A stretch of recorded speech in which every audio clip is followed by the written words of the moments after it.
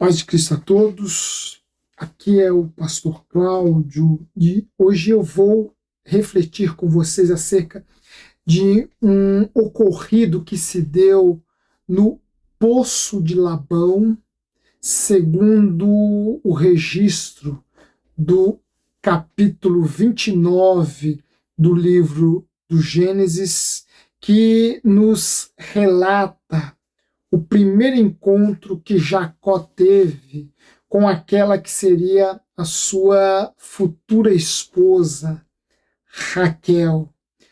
Neste capítulo 29 do livro do Gênesis, que relata este primeiro encontro entre Raquel e Jacó, nós veremos um acontecimento que ali se dá e o quanto que este acontecimento estabelece um paralelo, um diálogo com com um dos não, mas com o evento mais representativo, mais simbólico, mais importante do cristianismo, que é a ressurreição do Cristo. Nós veremos o quanto que este ocorrido no Poço de Labão, protagonizado por Jacó, nos permite estabelecer um paralelo com a ressurreição do Cristo. Mas antes eu quero te convidar para se inscrever em nosso canal, para nos ajudar na divulgação deste espaço. Esse é um espaço por meio do qual nós nos propomos a ler, refletir, transmitir o Evangelho do Cristo desvinculado de qualquer viés ideológico, político, denominacional, enfim, aqui nós nos propomos a apresentar uma interpretação do Evangelho do Cristo que a si mesmo basta. Nós nos propomos neste espaço a pregar o Evangelho pelo Evangelho, a divulgar a mensagem que Cristo entregou aos homens, estas boas novas de salvação desvinculadas de qualquer outro viés. Portanto, nos ajude na divulgação deste espaço, nos ajude apresentando este canal a outras tantas pessoas. Bem, como eu já afirmei, no capítulo 29 do primeiro livro da Bíblia, no livro do Gênesis, Jacó, fugindo de seu irmão Esaú, acaba indo parar numa região onde seu tio Labão habitava. Jacó vai parar em Harã e de repente se vê diante de um poço que pertencia a este seu tio Labão. Ele observa ali alguns pastores chegarem com suas ovelhas e logo fica sabendo de que estes pastores levavam as suas ovelhas até aquele lugar para saciar a sua sede. Ora, aquele era um poço de abundantes águas, onde os pastores os pastores de Labão se reuniam para dar de beber aos seus rebanhos, enquanto estabeleciam um colóquio com alguns pastores que ali já estavam. Jacó, de repente, vê se aproximar uma mulher.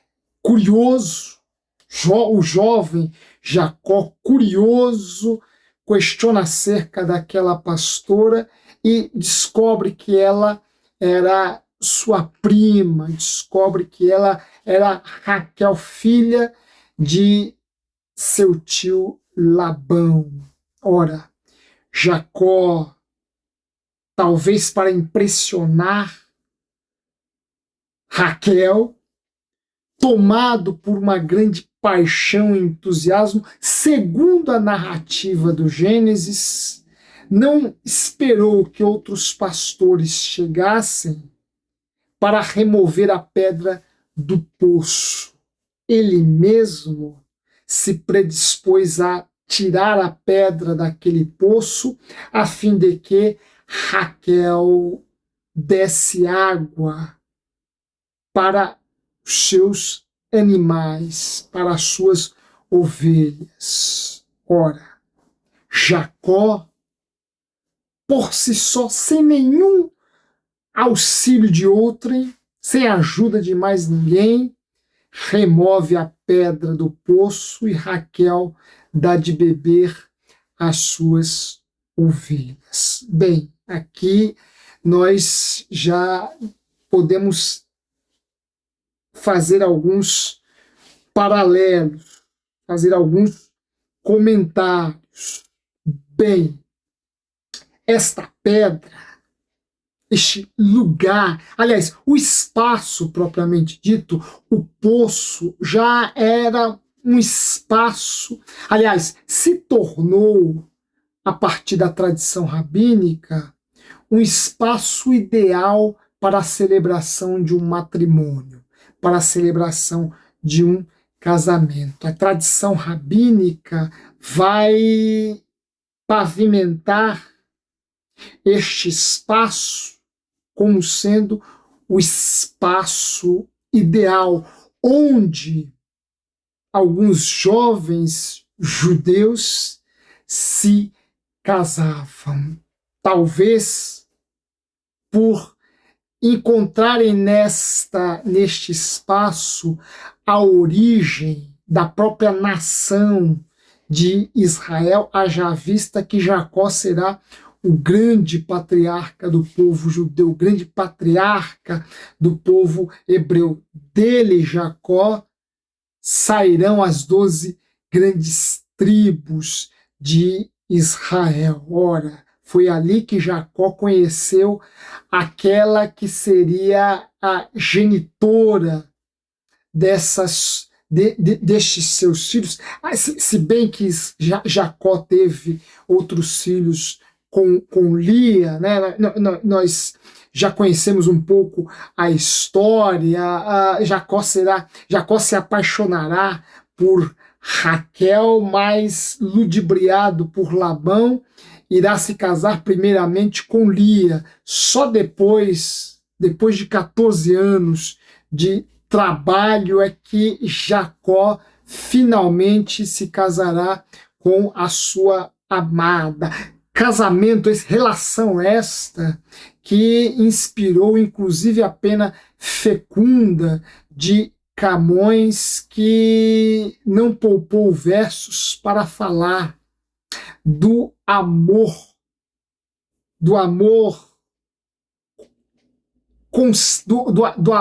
pujante, por assim dizer, do amor incansável, que não se extinguiu diante do grande labor que for imposto sobre Jacó para que ele se casasse com Raquel. Ora, este amor constante, intenso e paciente de Jacó por Raquel servirá de mote, de inspiração que moverá a pena fecunda do nosso maior bardo de língua portuguesa, da língua portuguesa, Luiz Vaz de Camões. Ora, poço se tornou o lugar ideal na tradição rabínica, na tradição judaica, o lugar ideal para se celebrar um matrimônio. E isso tem um sentido metafórico, pois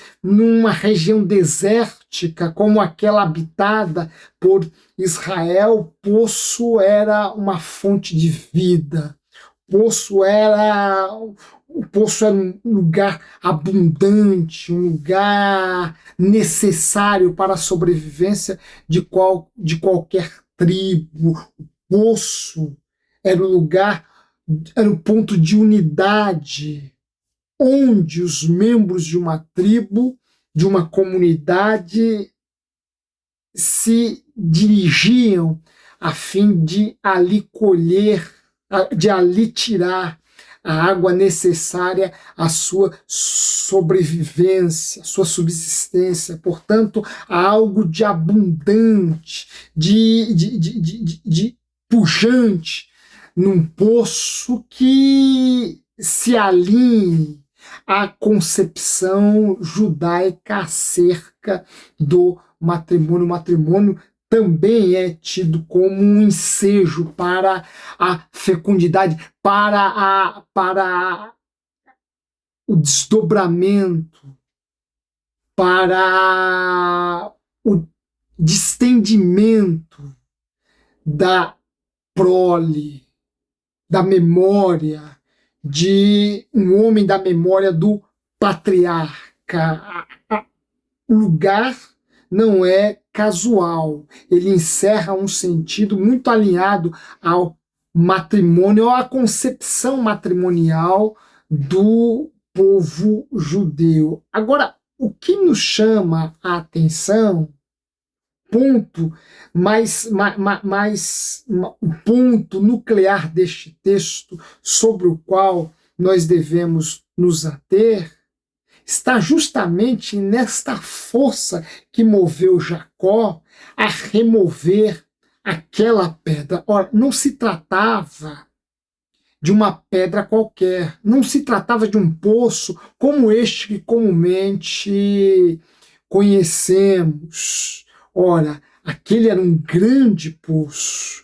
Pela leitura do texto, nós vemos que as suas águas saciavam a sede de muitos rebanhos, de muitos animais. Nós estamos diante de um grande poço, de modo que um homem apenas não seria capaz de demover aquela pedra.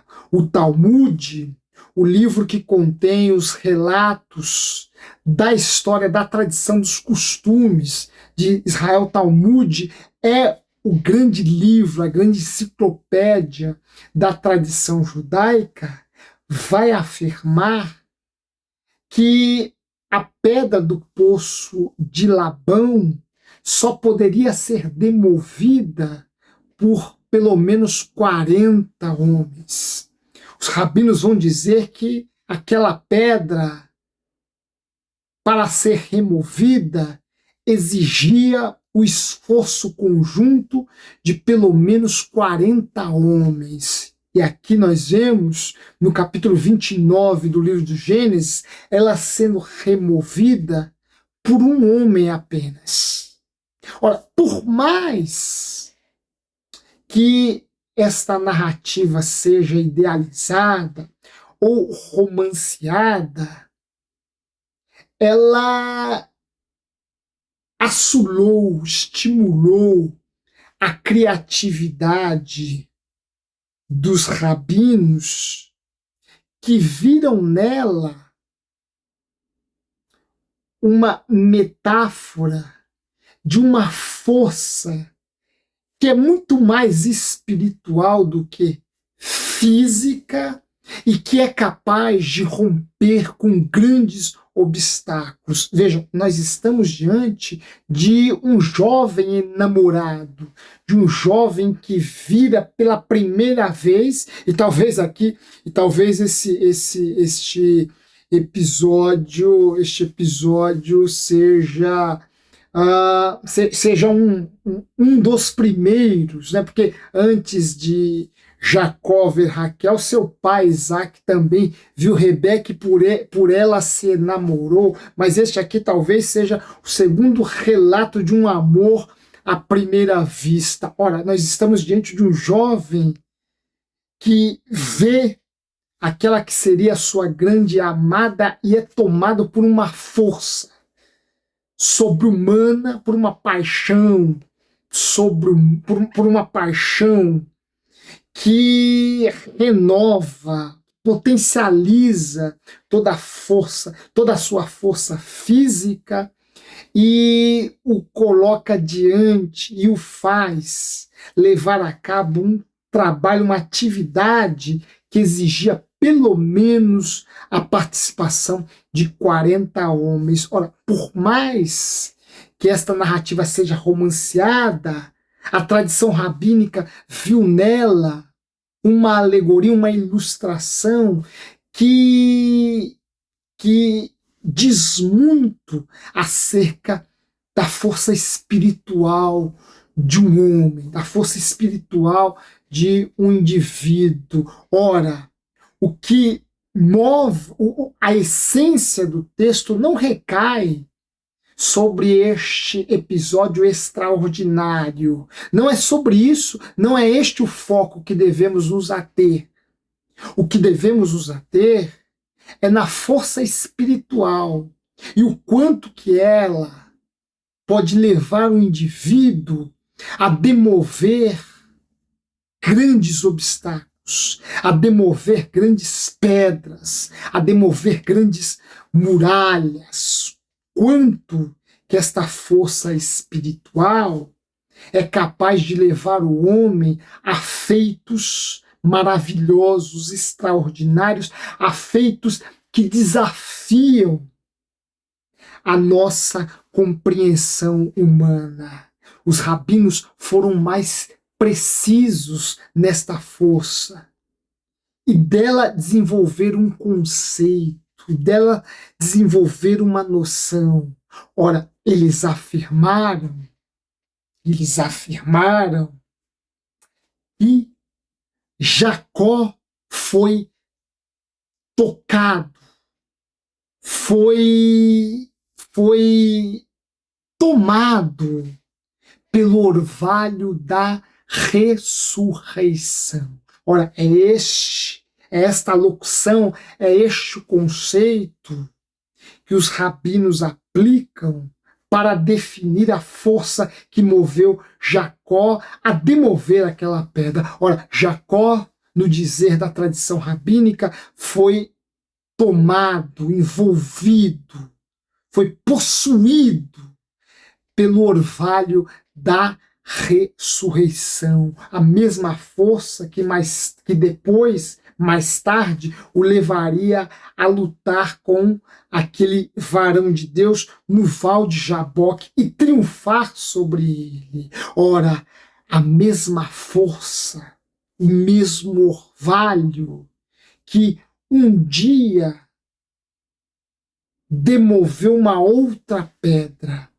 esta de valor, de importância, muito mais de importância universal, diferentemente da pedra demovida por Jacó, que era uma pedra muito relacionada aos anseios de um só indivíduo. Mais tarde, este mesmo orvalho da ressurreição vai remover uma outra pedra, aquela pedra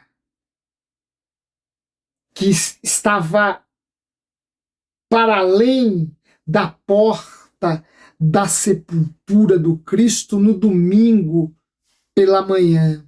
Aquela pedra que Maria de Magdália viu tirada da porta da sepultura onde o corpo do Cristo fora colocado na cesta da paixão, dando livre acesso a ela, Maria, e depois a Pedro e João e qualquer um outro que quisesse ali entrar e testificar que o corpo do Cristo já não estava mais ali, já não se encontrava naquela lápide gelada. Ora, a mesma força, o mesmo orvalho da ressurreição, no domingo pela manhã, demoveu a pedra colocada pela soldadesca romana com selo do Império Romano de seu lugar, servindo como uma evidência de que o Cristo já havia ressuscitado.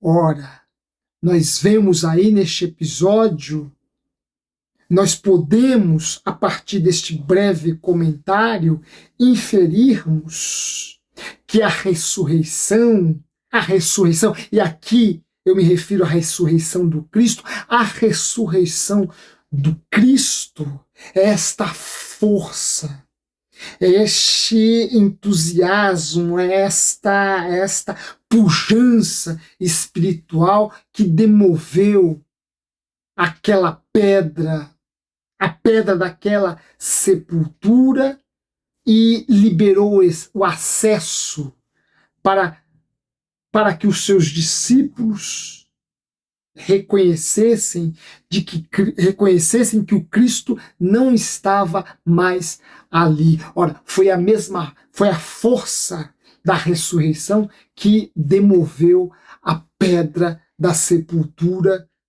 que mantinha confinado o corpo do Cristo em seu interior. Vejam, a ressurreição é esta força universal, esta força espiritual, esta força que alimenta a nossa fé, que alimenta a nossa esperança, que nos dá ânimo para suportar as mais difíceis intempéries, as maiores adversidades, na certeza de que o nosso Redentor venceu o pior de nossos inimigos, que é a morte, venceu aquilo que mais assusta o homem ao longo de aquilo que tem assustado o homem ao longo de toda a sua história. Ora,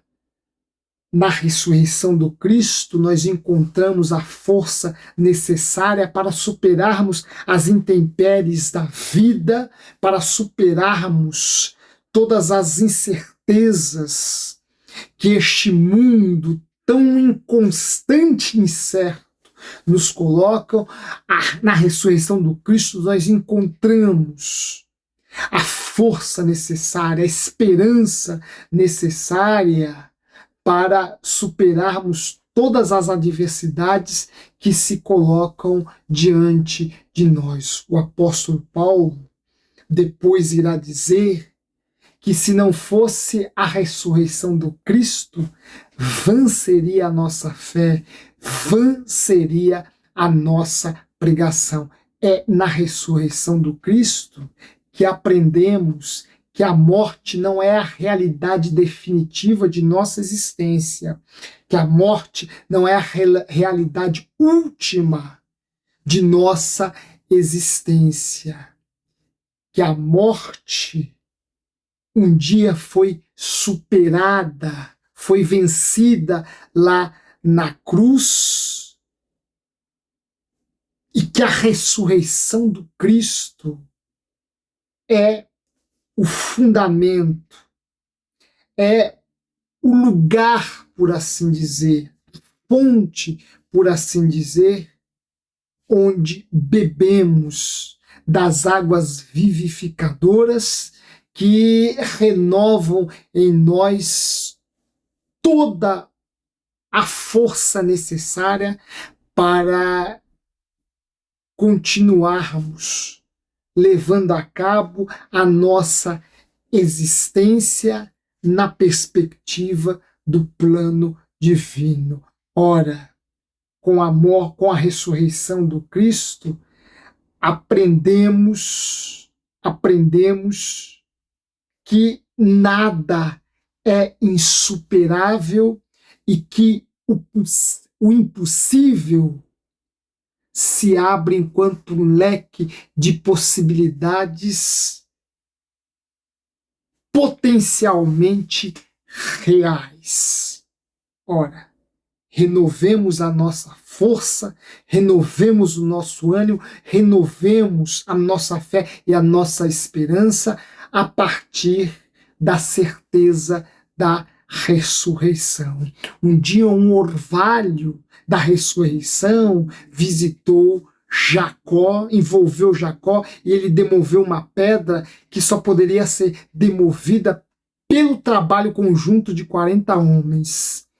Séculos mais tarde, o mesmo orvalho de ressurreição demoveu a pedra do Cristo, anunciando ao mundo que ele havia triunfado sobre a morte, que ele havia triunfado sobre a cruz, que ele havia triunfado sobre o nosso pecado e que partiria definitivamente para o Pai. Eis aí o quanto que o tema da ressurreição se coloca como a força necessária que precisamos para demover todas as grandes pedras de nossa existência. Que Deus abençoe a todos em nome de Cristo e um forte abraço.